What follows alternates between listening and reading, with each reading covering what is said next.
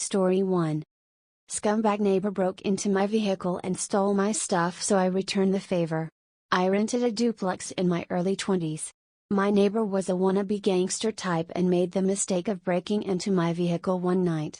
I had a small SUV with a removable soft top, so the neighbor figured it would be easy pickings to just peel back the top and help himself to my stereo, amplifier, CDs and some other miscellaneous stuff. I discovered the break-in early in the morning after it occurred. I knew for certain who the culprit was. We were not in a heavily populated area and my neighbor was well known for thievery. I waited around for him to leave his place, and when the opportunity arose I went around the back of the house and looked through the bedroom window to find that sure enough my stuff was sitting right on the floor in there.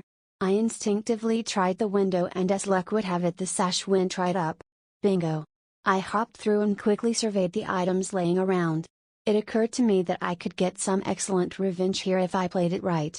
So rather than just recoup my stuff and wind up in a fight over it, I borrowed a marker and proceeded to write my name on all my stuff and also a few choice items of his just for good measure. I then climbed back out the window and waited. When he finally came back I called for some police presence and explained to them how my vehicle got robbed, and I knew it was the neighbor due to seeing through the window. We knock on his door and I can still remember the look on his face seeing me and the cop standing there. He was not even close to ready for the encounter and almost certainly had drugs on him, so he was very cooperative given the circumstances. I politely explained that I know he broke into my vehicle and I needed him to return my stuff immediately or I will have to press charges. He went and retrieved my things and I pointed out my name written on them to the officer. I asked about my other stuff while he looked back puzzled and dumbfounded. I rattled off the other couple of choice items of his that I also put my name on earlier. The look on his face while he handed over his stuff to me while the cop was standing there was priceless. Story 2. My neighbor told me I couldn't put out my trash, so I put his on vacation hold.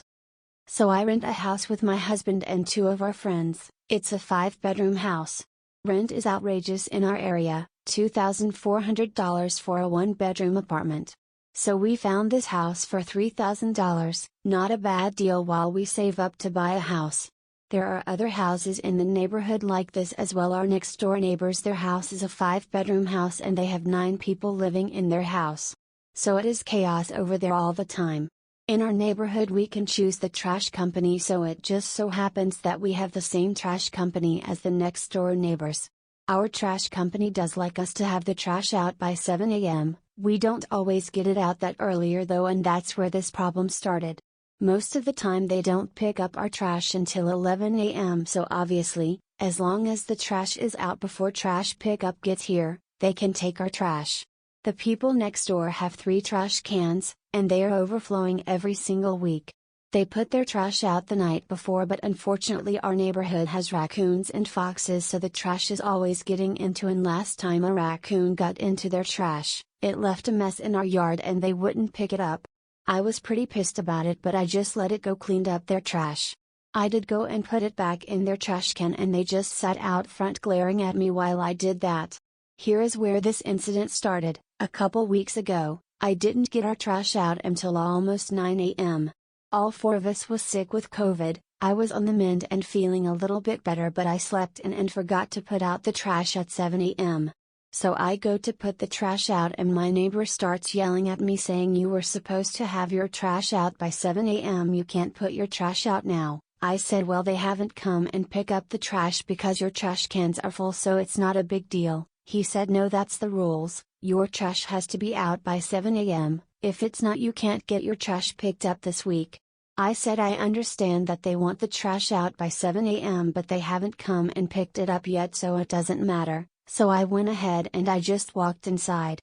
I went back to bed and a couple hours later I get up to see that our trash can were put to the side of the house and they were still full of trash. So that means that someone moved our trash can. Our other neighbor came up to me the next day and said that she saw him put our trash can back. She didn't know the situation, so she wasn't going to butt in and tell him to not do that. Our neighbors are also very proud about their last name.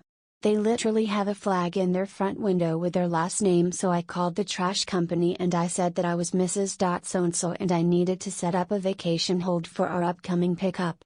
They said no problem, we won't pick up your trash next week.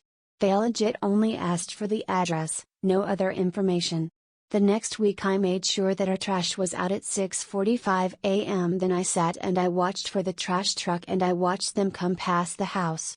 They drove past my neighbor's house, didn't pick up their trash, even though their trash was overflowing, picked up ours and the other few people who also have them and left. I know I'm an asshole for doing this, you don't need to tell me, I may have crossed the line. But he also crossed the line by touching our cans and moving them and setting foot on our property. Story 3. My neighbor built a shed right on my property line. My wife got a new refrigerator. The neighbor's backyard behind me butts up against my backyard. I have a 6-foot fence and we both have trees on either side of it, so even in the winter there's a decent amount of screening between us. Imagine my surprise one day when my youngest daughter came in and said, "I suppose you know that the neighbors built a shed right up against the back fence, right?"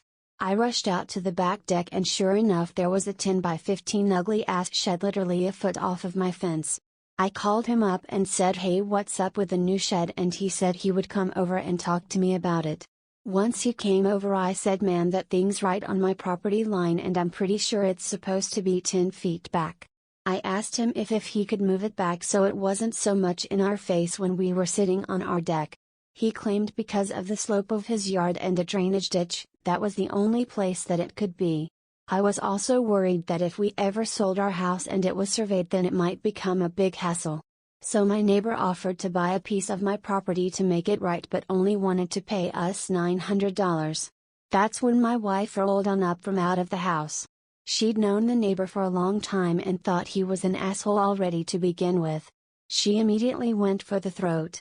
She told him that she needed a new refrigerator and the model she wanted cost $2,200, so that was the price for the land. Or she could just call zone enforcement to make him move it or start getting fined. Plus she told him that he was paying for the surveying and filing the property line adjustment. So that's the story of how my neighbor bought my wife a brand new fancy refrigerator.